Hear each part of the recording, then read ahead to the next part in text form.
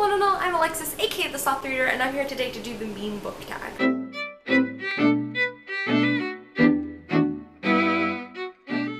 I love me some memes. Me and my best friend, our entire friendship is based on memes.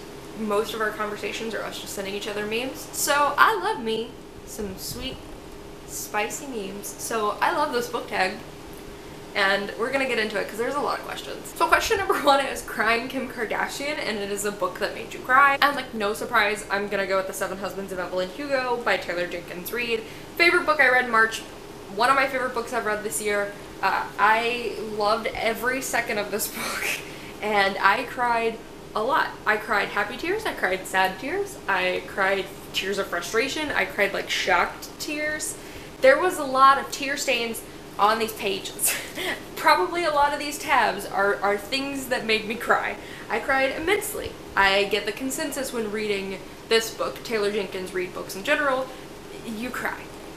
Go into this one knowing you're gonna cry. The next one is Salt Bae, and that is a book you think needed a little something more. I'm gonna go with a really recent read, and that is Ace of Shades by Amanda Foody. I literally just finished this yesterday, and I definitely think this book could have done with more grit, but I also think this book could have done with more show, less tell with the world building, because we kept being told that this world was super gritty and super deadly and sinful, but we really were never really shown that.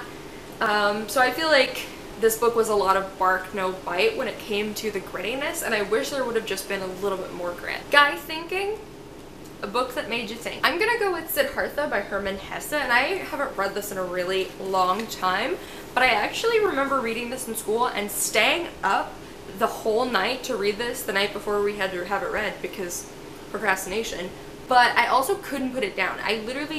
This book is so much about finding your path in life and stuff, and this book really made me think, and it really made me interested a lot in learning about Siddhartha Gautama, the Buddha.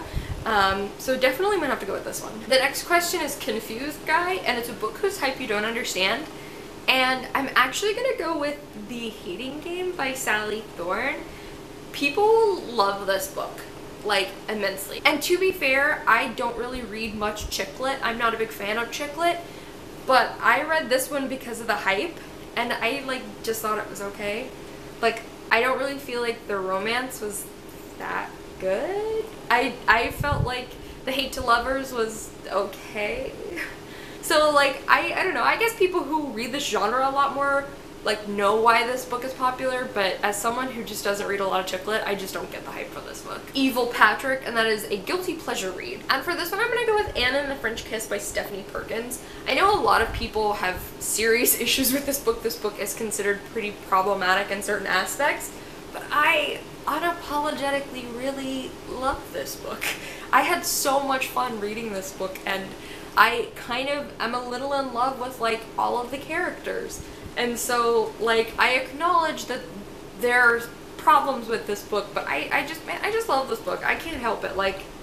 I just enjoy it so much. The next question is Meryl Streep, and it's a book that you're always hyping up. And I definitely have to go with Shallow Graves by Callie Wallace.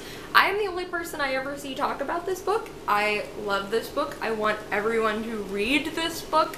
And I definitely feel like there are a lot of books I hype up, but I feel like I am the sole hyper for this book, and I take that job with pride. The next question is Successful Baby, and that is a book, whether you liked it or not, that you felt accomplished after having finished, and I'm gonna have to go with 1Q84 by Haruki Murakami. This was my first Haruki Murakami book I ever read. Highly recommend don't start with this one.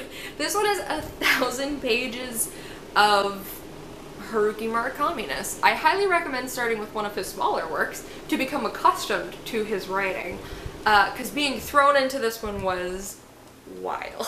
I didn't hate this book or anything, but I think I read this book for probably 11 months, because I was reading it on my Kindle, and typically long books on my Kindle take longer to read. So I was reading it on my Kindle, it's 1,000 pages, I didn't know what to expect going in. Yeah, I felt very accomplished when I finished this one. The next question is Pennywise, and it's a book that you had very high expectations for that ultimately led you down. And I'm gonna go with Because You Love to Hate Me, the villain anthology edited by Amory. This was not good. I would say probably 75% of the stories in this were either just okay or just were not good. And I've said this many times, but I feel like the booktuber contributions to this, writing-wise, were really not worth the paper they were printed on. They didn't add anything to the story, or they just didn't feel like they belonged at all. This was a huge letdown. Headphones Guy, and that is an audiobook that you enjoyed. I'm not even gonna spend too much time talking about this because literally, if you've watched any of my videos in the past year, you know what I'm gonna say. Distracted Guy, and that is to name 2 books, one that has been on your TBR for a long time and you've been neglecting, and then a shiny new book that keeps grabbing your attention. So for the old TBR book, I'm gonna go with Uprooted by Naomi Novik. I think this was one of the first books I really went out of my way to buy after I joined BookTube. I bought a lot of books, obviously, when I first got into the book community, because I was overwhelmed with recommendations. But this is the first one that I was like, I need to own that book. And I haven't read it 3 years later. So this one, obviously. And then for a new book, I'm gonna go with Emergency Contact by Mary H.K. Choi. I just want to read this so bad. I want to read and love this book, and every time it stares at me on my shelf, I'm like, oh, I want to read that, but I have other stuff I need to read. Cash Me Outside Girl. Gosh, I hate that meme so much. A book that tried to be something it's not. Oh boy, you guys knew I was gonna come in here and spill the tea on Shatter Me by Tahira Mafi. This book tries to be a cool dystopian with characters with superpowers and a main character that has this incredible growth. And all of those things are true, but it's honestly just 700 pages of really gross romance. There you go. Gross romances. I really should pluralize that. I went into this book expecting kids with superpowers and dystopians, 2 of my favorite things, and I got romance. Romance, and ridiculous writing. And those 2 things are what you're getting. Don't pick this up unless you want romances that overshadow everything else in this book and that are kind of problematic, or writing that is almost confusing at times. Dog in a Fire. How many unread books are on your TBR? 100% I'm too lazy to even look that up. So here's the thing about me. I have bought most of the books I have on my shelves. About 85% of the books I have on my shelves I bought within the last 3 years, which I think is pretty normal, but I basically didn't read anything for 3 years, and then I bought all of the books I missed out on in that time. So I would say probably 70% of my books are unread. This many books. This pale worth is how many unread books I have. So I don't know, you guys, let's make that a game. In the comments down below, guess how many unread books I have on my shelves. And that's just the physical ones too, not even counting how many unread books I have on my Kindle or Audible subscription. Question number 13 is bonus, and it's to pick a meme that wasn't featured and write your own question to go along with it. And by far my favorite meme is Rickrolling.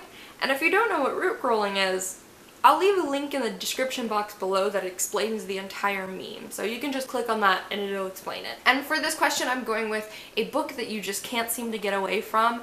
And this can be positive or negative. I definitely have answers, I feel like, for both. So positive is a book that you haven't read yet, but you really want to and you keep seeing it everywhere. I'm gonna go with negative, and it's a book that I didn't enjoy, but everyone else seems to, hence I see this book everywhere. And that is The All for the Game trilogy by Nora Sakovic. I have talked about it, and I choose not to go in depth anymore because people who love the series can be very not nice, but I didn't enjoy this series. And I'm one of the only 10 people who didn't like this series. And so, I see this book everywhere. I am constantly reminded of its existence. All the time. Alrighty guys, so that was the meme book tag. Loved this book tag. Highly recommend you guys do this book tag. I would love to know what was a book with a really interesting premise that you had really high hopes for but ultimately let you down, because that question is very interesting. If you like what I do, I upload videos on Monday, Wednesdays, and Saturdays, and I'll see you guys soon with another one. Bye!